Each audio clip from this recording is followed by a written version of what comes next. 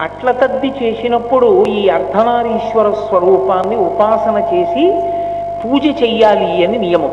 అలాగే వివాహ పూర్వము అట్లతద్ది చేస్తారు కన్యకామణులు. దాని ప్రయోజనం ఏమిటి? మంచి భర్త రావడం. మంచి భర్త అన్న మాటకి ఏమిటి అర్థం?